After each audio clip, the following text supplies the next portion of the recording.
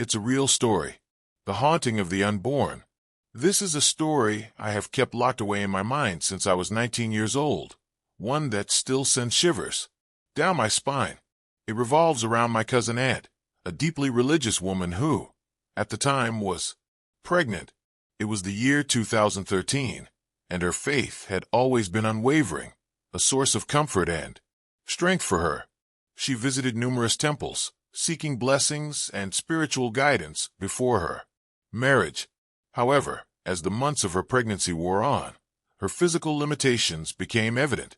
At 6 months pregnant, she struggled to manage even the simplest tasks and relied on her husband for support. One evening, her husband had to leave town for 4 days for work. As soon as he departed, a sense of dread settled over the household. The air grew thick with unease, and my aunt couldn't shake the feeling that something was amiss. She felt a profound longing for the temple, which she hadn't visited for 2 consecutive days due to her husband's absence. Compelled by a voice deep inside her, she decided to venture out alone to a nearby temple that evening. It was around 7 p.m. when she gathered her offerings, a coconut, flowers, and incense, and stepped out, leaving behind the safety of her home. The temple radiated an unusual aura, more shadow than light, casting twisted shapes in the waning twilight. My aunt felt an overwhelming compulsion to move forward, as if the very stones beneath her feet hummed with unseen energy. She completed her prayers with fervor, lighting incense and offering her gifts to the gods. Yet, shadows danced in her periphery, and an uncanny chill swept through the air, causing her to shudder involuntarily. Upon returning home after a couple of hours, her spirit initially lifted. She was met by an unsettling wave of sickness. Soon after stepping through the front door, she developed a high fever that radiated from deep within her. Her mother-in-law, who bore the burden of arthritis and an acute awareness of the supernatural, looked on in worry as she called for help. A doctor soon arrived and, after minimal examination, dismissed it as merely a viral fever, handing them a prescription before leaving with an air of indifference. However, her condition didn't improve. Instead, it spiraled into something dark and life-threatening. From that day forward, around 7 p.m. every evening, her fever would spike uncontrollably. Her husband, upon returning home, became frantic, fearing for both her health and the well-being of their unborn child. They consulted various doctors, but none could unravel the mystery that enveloped her. All tests yielded nothing, and each evening was filled with the palpable tension of uncertainty. Days transformed into nights filled with raw anxiety and growing darkness. One afternoon, my parents and I decided to visit my aunt, praying our presence would provide solace. Upon entering the house, my heart sank. She lay bedridden, the vibrant glow that once filled her with life snuffed out, leaving a hollow shell. As we made our way to her room, the air thickened, and an unsettling feeling wrapped around us like an icy shroud. We sat down to lunch. My mother had prepared a simple vegetarian meal. The tension hung heavy in the room, palpable and suffocating. Suddenly, everything spiraled into the abyss of horror. My aunt, who had always adhered to strict vegetarianism, flung her plate filled with food at us, her voice transformed into something guttural and unrecognizable. "I want meat. I want blood." The words tumbled from her lips like a dark incantation, her gaze fierce and unyielding. Shock gripped us, leaving none of us able to react. My aunt, a devout vegetarian, had never even entertained the thought of consuming meat. It was then that her mother-in-law clenched her fists, a look of dawning realization crossing her tired face. They had dealt with unusual occurrences before and tolerated strange happenings, but this was unlike anything we had ever encountered. My aunt had become a vessel, her body no longer her own, but a puppet strung along by malevolent hands. Desperate for answers, her mother-in-law insisted we seek help from a local priest she trusted. What should have been a straightforward request escalated into a Herculean effort. We struggled to restrain my aunt, who now possessed a strength that belied her fragile form. 4 fully grown men, including my father, wrestled to hold her down, but she fought against them with an intensity that defied all logic. She clawed and screamed, her voice a whirlwind of curses that swirled around us, tearing at the very fabric of our realities. After several agonizing minutes, the decision was made to bring the priest to our home instead.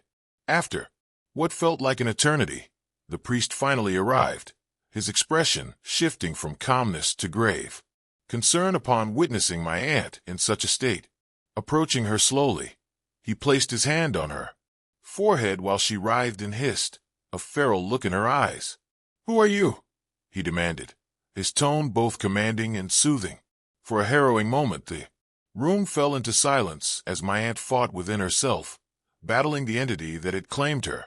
Then, with a voice that reverberated like a distant thunderclap, she responded, "I am the spirit of a woman, lost."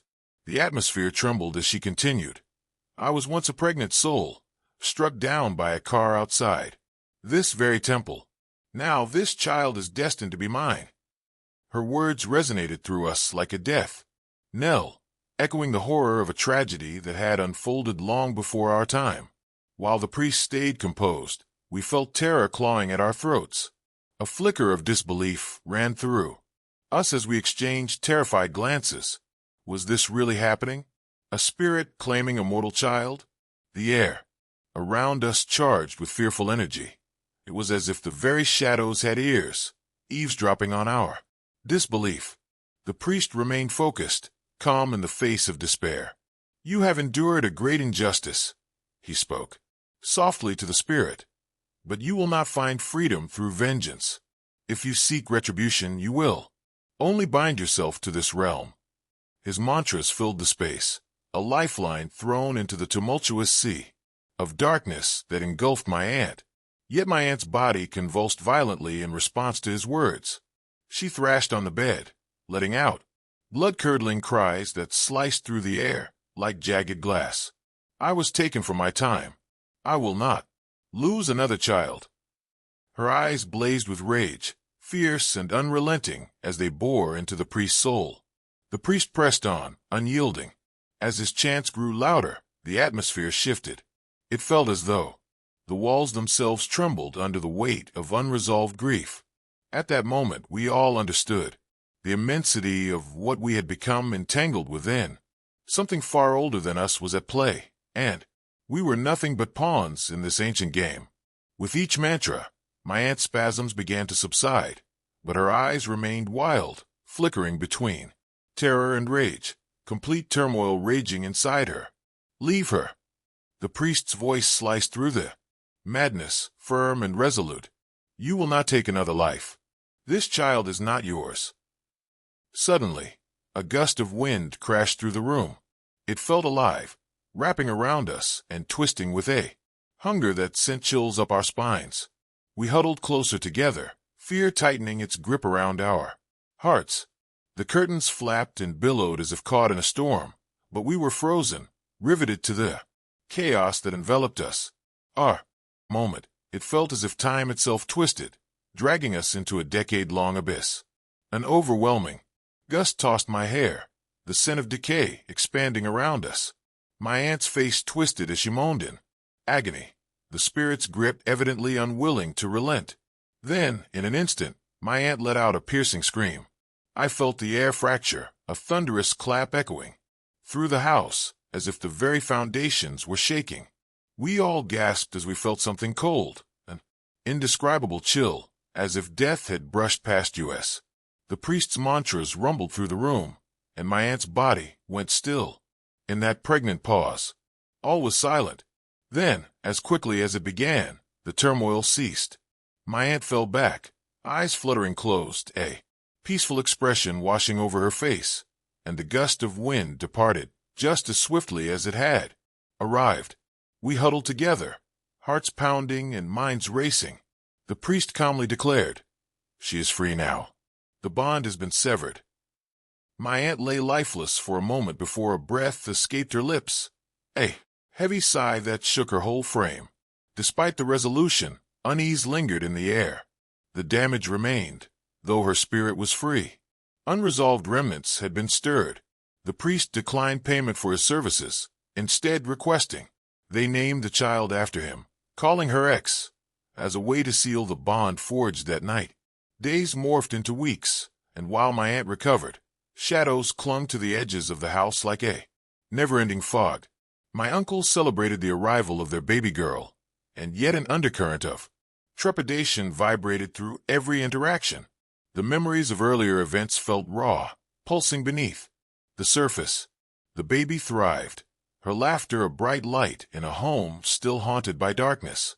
Yet as time wore on, strange occurrences began to unfold, a slow unraveling of peace stoked by a tenuous connection between the living and the spirits that lurked just beyond comprehension.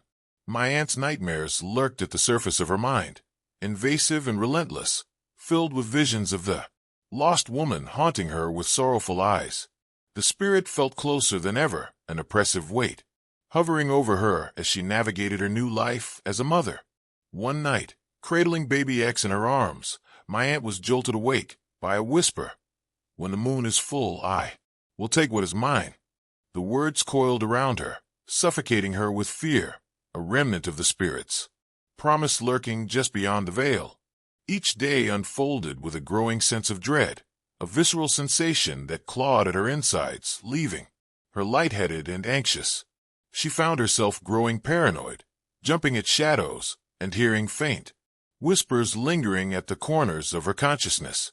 Then, during a family gathering, while we celebrated new life, something dark unfolded in a horrifying crescendo. As laughter bubbled up, it was abruptly stifled by a chilling silence that swallowed the room whole. The air became thick, weighing on us like a heavy fog rolling in from the depths of despair. My aunt, holding baby X close, suddenly stood rigid. I felt the energy shift in the room. Everyone turned toward her as her face paled, and her expression morphed into horror. It wasn't just fear, it radiated from her being, spiraling outward like an insect's wings caught in a gale. Then it happened. The temperature plummeted. The air grew so frigid we could see our breaths hanging before us like wisps of fog.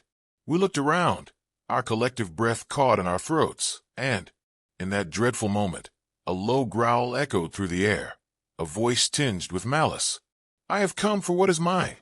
The voice sneered as shadows weaved through the corners of the room, flickering and bending the light around them into grotesque shapes. My heart thundered in my chest as I clutched my parents' arms tightly, terror holding us captive. "What do you want?" my uncle shouted, a blend of fear and defiance, his normally strong demeanor crumbling with each chant. The priest pushed against the entity, attempting to break its hold over my aunt and the child. Every utterance battled the thickening tension in the air. My aunt fought against the malevolent grip, her body convulsing as she wrestled with remnants of an ancient pain that sought to reclaim what it believed had been stolen. Then, just as it seemed we were all teetering on the precipice of horror itself, a beam of light pierced the darkness. A flash of blinding brilliance sparked in the middle of the room. My aunt's face twisted with determination as she uttered a prayer louder than the chaos engulfing us. "In the name of love, I will protect her." There was a moment of silence. Time stretched into infinity. The room quaked as both the spirit and the priest seemed to be locked in a battle of wills, an epic clash between vengeance and love. It was a fleeting moment of clarity where everything seemed to slow, and the air crackled. Then came the thunderous roar of surrender. Slowly, the spirit began to dissipate, a dreadful scream, escaping its ethereal form. "I will take what is mine, even if it means crossing realms. You will regret this day." The voice faded, echoing into the night as shadow and smoke unraveled, slowly returning to the shadows from whence it came. With its departure, a calm washed over us, every breath as crisp as the first air after a storm. The rain poured down, washing away the remnants of chaos, leaving a cleansed tranquility in its wake. My aunt, though exhausted, held baby X tightly, tears streaming down her pallid face, relief and disbelief fighting for dominance. She had faced the dark specter of vengeance and emerged stronger, fortified in the love of a mother who would risk everything to protect her child. That night left an indelible scar on all of us, a warning echoing through our souls. Each of us left with our own tangled memories of fear and strength, but for my aunt, it transformed her in ways that words could scarcely express. And so, we vowed to cherish the light, always remembering that the darkness might return if we let our guard down. The story of the pregnant woman, the spirit of the woman who lost her child, became a family tale, an echo of warning wrapped in every celebration, whispered among generations, a ghost story steeped in love and tenacity, guarding us against the shadows that rise in the night. For with each passing day, in the sacred yet terrifying dance between worlds, we learned the most profound truths, that sometimes love carries within it both the power to heal and the potential to haunt, intertwining in ways that bind us to those we cherish, always wary of what may come to reclaim what it believes is rightfully its own.